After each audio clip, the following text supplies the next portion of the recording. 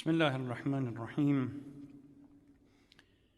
الحمد لله خالق العباد وساطح المهاد، ليس لأوليته ابتداء ولا لأزليته انقضاء، هو الأول ولم يزل والباقي بلا أجل، ثم الصلاة والسلام على سيد الأنبياء والمرسلين حبيب إله العالمين سيدنا ونبينا محمد وعلى آله الطاهرين وصحبه المنتجبين. اللهم صل على محمد وآل محمد. Praise be to Allah, the creator of all people, the one who spread the land and the earth, who has no beginning and eternal. He is the first without end and everlasting without limit. We salute and greet the most select and the noble Prophet among messengers, our Prophet, Prophet Muhammad, and his pure progenies. Sisters and brothers, Assalamu alaikum wa rahmatullahi wa barakatuh. Ibadullah, awsikum wa iyai wa taqwallah.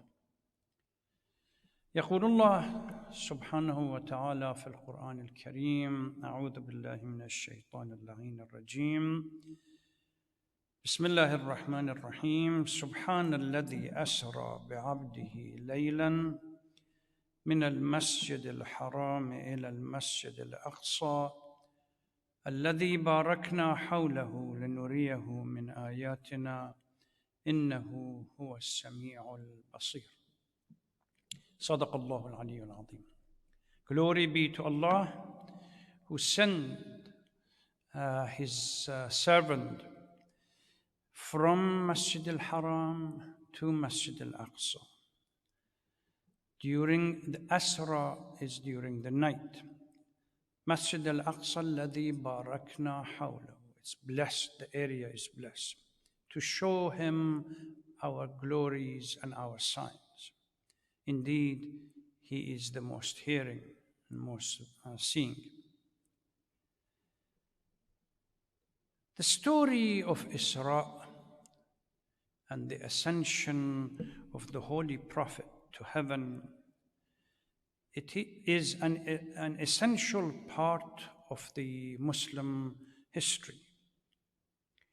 There might be slight differences as to whether this ascension and going to heaven was physical or spiritual, but the gist of the story, in which chapter 17 of the Holy Quran was revealed, and this was the beginning, the opening verse of that chapter, is no one disputes it. The importance of Masjid al-Aqsa and Jerusalem to Muslims is not just limited to the fact that there was an Isra, an ascension to heaven took place from it.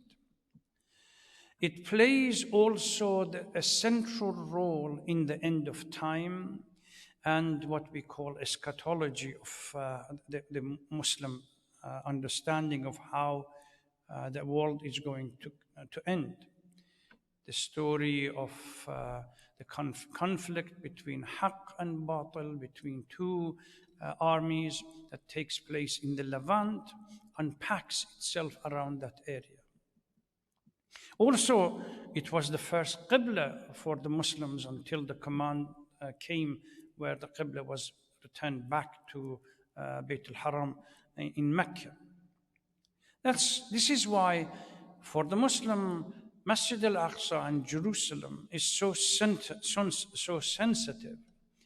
And the commemoration of the Yawm al-Quds that happened to be the last Friday of the month of Ramadan is so critical to unify, particularly as it happens to be at the end of the month of fasting, a month that is supposed to meant month of Ramadan, to unify all Muslims together. So this becomes part of that unification.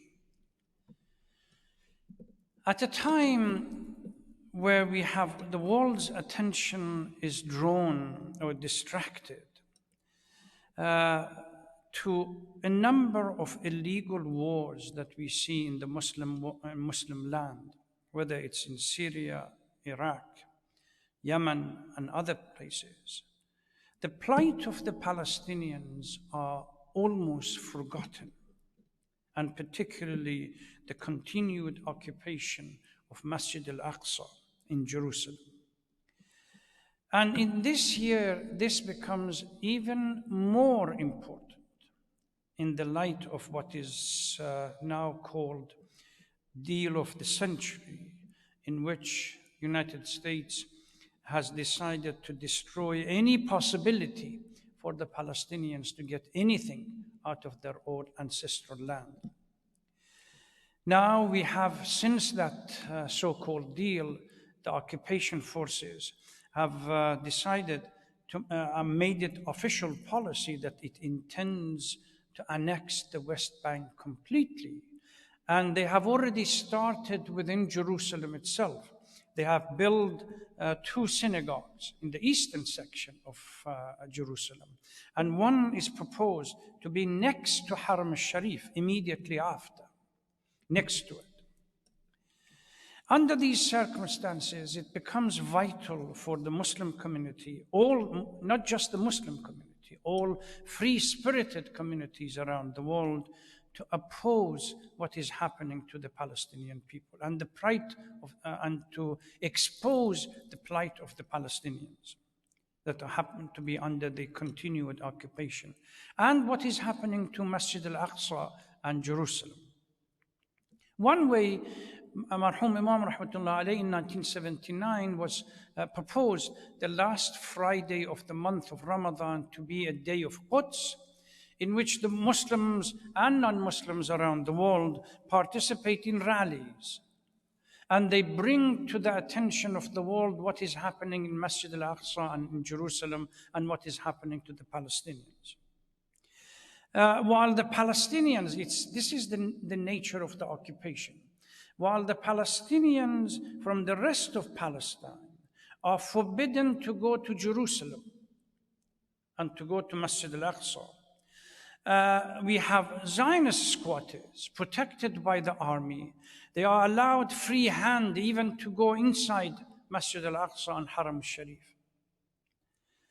It is not uncommon for the Zionists to bar Palestinians between, we repeatedly hear this in the news, between the ages of 15 and 50 to enter Haram al-Sharif for prayer.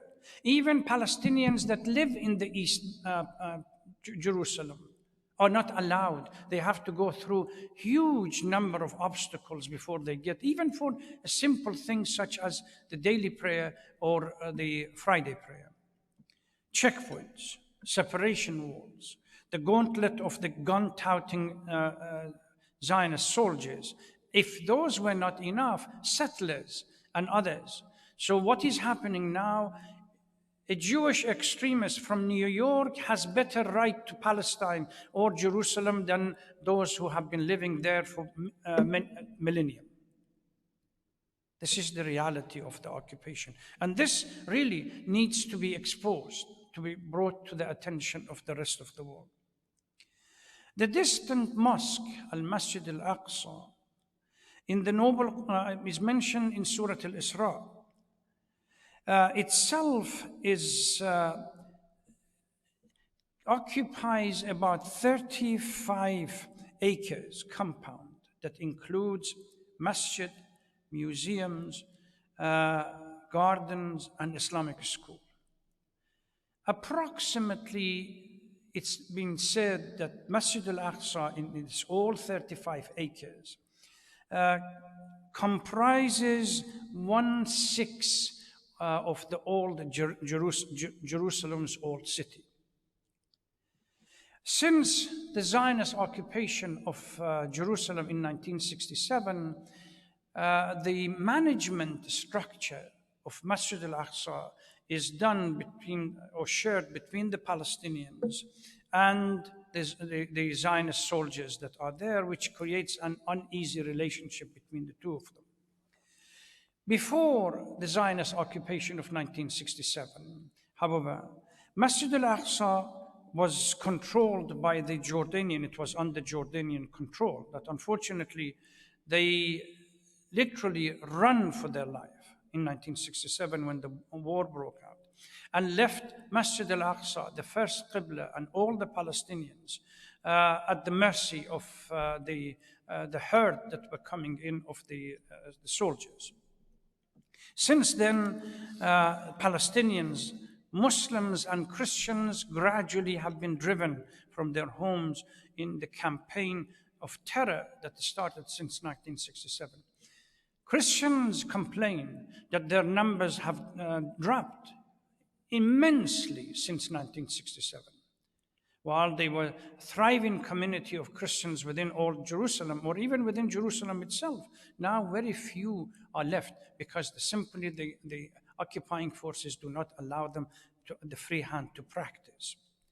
So we have the issue of the Palestinians, and what is happening to Palestine is, on the one hand, creates a moral crisis for everyone. And it is a social justice issue that we really need to address. The responsibility of liberating Al-Quds falls on our shoulder as Muslims worldwide. There is a hadith from the Holy Prophet, "Man asbaha wa lam yahtam bi umur al-muslimin falaysa bi-muslim." We are the number one that are obligated to deal with this and with unjust occupation.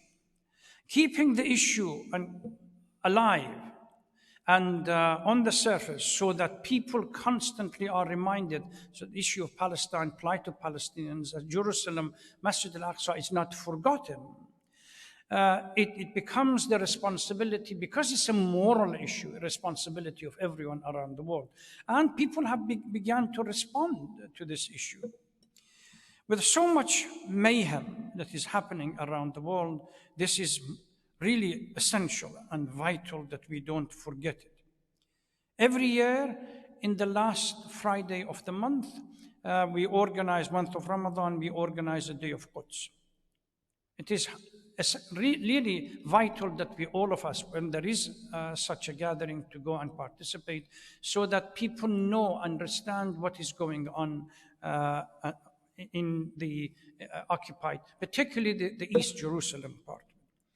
Because there is an Arabic saying which I believe that is either inspired by the hadith or a short saying. It says, "Ma dha'a haqqun wara'uhu mutalib." So long as there is someone that insists that it is my right and I'm not going to give up on it, that haqq, that right, is not going to be washed away. By all of us gathering together, supporting the Palestinian in this endeavor, we are telling them that we stand with you, shoulder to shoulder, and we are looking forward to the day when their rights are given back to them, and they gain their honor and dignity that they deserve. Bismillah ar-Rahman ar-Rahim. Wal-'asr, inna al-insana lafi khusr, illa alladhina amanu wa 'amilu as-salihat. وتواصوا بالحق وتواصوا بالصبر والسلام عليكم ورحمة الله وبركاته.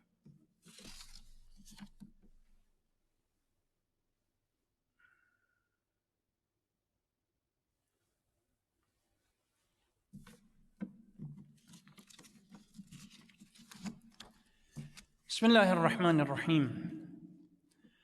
الحمد لله رب العالمين، نحمده ونستعينه ونشكره ونتوب إليه من سيئات أعمالنا، ثم الصلاة والسلام على خير خلق الله وحبيبه وصفيه سيدنا محمد وعلى آله الطاهرين وصحبه المنتجبين. أخواتي وإخواني الكرام، السلام عليكم ورحمة الله وبركاته. عباد الله، أوصيكم وإياي بتقوى الله. يقول الله تبارك وتعالى في القرآن الحكيم: أعوذ بالله من الشيطان اللعين الرجيم، بسم الله الرحمن الرحيم. إن هذه أمتكم أمة واحدة وأنا ربكم فاعبدون. هذا اليوم هو آخر جمعة من شهر رمضان، وفيه نقف لنتطلع إلى يوم القدس الذي أمر الإمام الخميني قدس سره المسلمين بأن يحتفلوا به ويجتمعوا فيه ليواجهوا الأخطار القادمة إلى حياتهم في حاضرهم ومستقبلهم. نحن نقف أمام هذا اليوم في آخر جمعة من شهر رمضان الذي أنزل الله فيها القرآن ليكون هدى مبينة للناس ومساحة من مساحات التعبئة الروحية للإنسان، ليصير أقرب إلى الله ويقترب من الناس أكثر عندما يكون الأساس عندنا أو عندك أن تحقق رضا الله، وعندما تكون العلاقة فيما تتقاطع وتقبل وترفض مرتبطة مع الله فإنك في حالة رسالية. وهكذا عندما تعيش العلاقة مع الناس على هذا الأساس فإنك تكون بعيداً عن أي عمل يسخط الله، عندها يمكنك أن تعرف ما يريد وأن يعرف الناس عنك ما تريد، ويكون سلمك وحربك منطلقين مما أراده الله، فلا تكون القضية مزاجاً وانفعالاً بل تمام ما يريد الله. دور شهر رمضان هو الدور التعبئة الروحية التي تجعلك تفهم ما هو خطوطك وحدودك والمجالات التي تتحرك فيها. وقصة شهر رمضان في أنه تعبئة روحية تجعل الإنسان يخشع لفكر الله وإرادته ويعيش الانسحاق أمام الله والانحناء أمامه والخضوع له لا لغيره. إنه دور التعبئة الفكرية. وعندما نريد أن نواجه هذا الشهر فعلينا أن نعرف إن الله أراده زمناً يشعر المسلمون فيه بوحدتهم، وأنه الزمن الذي يصومون فيه جميعاً قربة إلى الله تعالى، وأن عليهم أن يعيشوا فيه الابتهال إلى الله والخضوع لله ومحاسبة النفس بين يديه، ليشعروا بأن وحدانيته توحدهم، وأن الرسول يوحدهم، والقرآن يوحدهم، والصوم يوحدهم. أراد الله للمسلمين أن يعيشوا فيه وحدة القضايا الأساسية، وأن يشعروا بأنهم أمة واحدة، وأن اختلافهم في التفاصيل يمكن أن تحل أو أن يحل من موقع العلم. وأراد لهم أن يدفعوا بالتي هي أحسن ليتناقشوا فيما اختلفوا فيه، فهذه هي الوحدة التي هي أساس كل قضاياهم وأمورهم التي أرادها الله عندما قال إن هذه أمتكم أمة واحدة وأنا ربكم فاعبدون. هذه هي القاعدة التي أراد الله أن ننطلق فيها، لأننا إذا اختلفنا في شيء فستكون عناصر الوحدة حاضرة لتحل مشاكلنا. ونحن نعرف أن الاستكبار يعمل بكل إمكانياته ليضرب المسلمين ويعمق الخلافات والأحقاد التاريخية بينهم، ليمنعهم من أن يكونوا قوة في مواجهة الكفر والاستكبار والظلم الداخلي والخارجي. إن اليوم هو يوم القدس التي تمثل للأديان السماوية مركزاً مقدساً يجد فيه الجميع بعض الرموز التي يقدسونها، وهي للمسلمين كل الرموز، لأنهم يؤمنون بموسى وعيسى ومحمد والتوراة والإنجيل والقرآن كما بين الله لهم.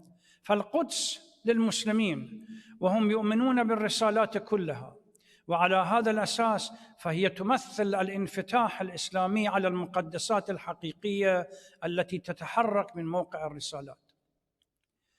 إن القدس رمز لهذه المنطقة، والدعوة إلى تحرير القدس من قبل قائد الأمة الإسلامية المرحوم الإمام الخميني قدس سره هي دعوة إلى تحرير إرادة المسلم ومنعها من أن تنسحق تحت تأثير أمر واقع يحاول أعداء الله فرضه على المسلمين.